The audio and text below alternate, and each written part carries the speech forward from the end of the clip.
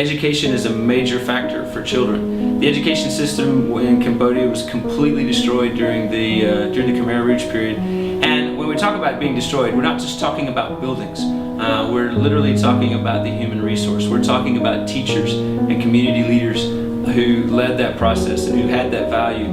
And so in the nation of Cambodia, Samaritan's Purse is helping to rebuild the education system, from building buildings to training teachers to putting resources in schools so the kids learn how to read and write. When we look at schools and when we've tested schools in Cambodia, we found that about 15% of kids in the first and second grade are on the reading level that they should be in. We found that kids are graduating, young people are graduating from the 6th grade, finishing the 6th grade, and about 60% of them in rural villages are unable to read and write in their own language when they finish the 6th grade. When we work in the area of education, we're not just rebuilding schools. That's a great thing. We're rebuilding schools. We're putting water systems in those schools, providing clean water in classrooms, providing toilets and sanitation for kids, but also inside the classroom. We're making sure that education is happening. We're making sure that kids are learning. When they finish the 6th grade, we want them to be able to read, write, do mathematics, and be productive citizens so that they can go on to middle school.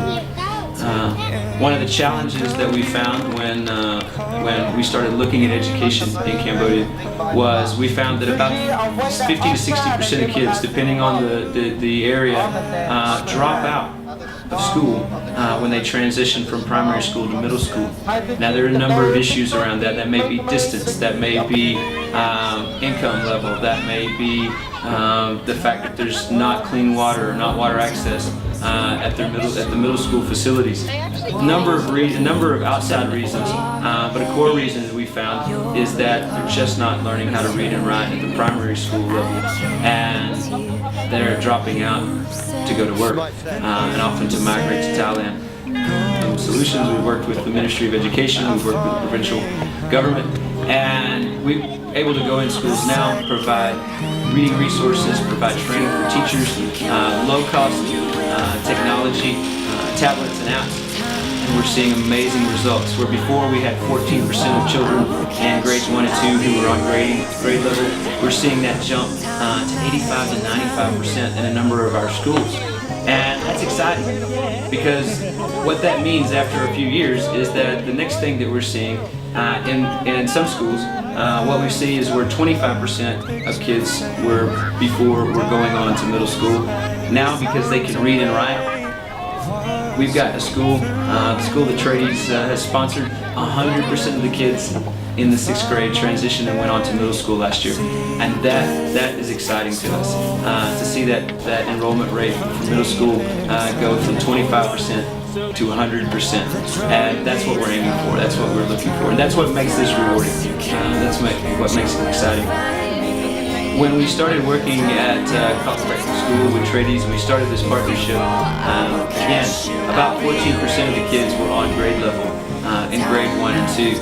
A number of challenges. There were 90 students in the school, limited enrollment in the school, and we came in and we did a few things on the outside. We came in and built a school building. We built a primary school building, but then we started working on what was happening inside the classroom with initiatives to help children learn to read and write. We've seen the enrollment jump from 90 to 200 in primary school.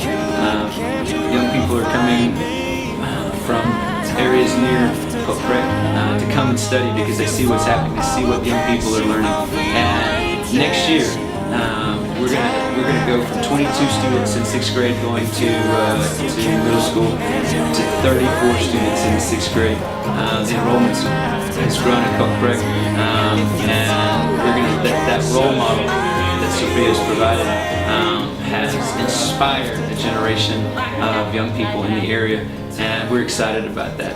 When we see that, we begin to see communities transform. We begin to see families who had no hope